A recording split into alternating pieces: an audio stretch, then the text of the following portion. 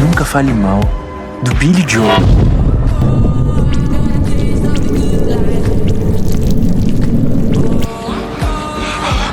Não posso parar, não posso parar, não posso parar, não posso parar, não posso parar.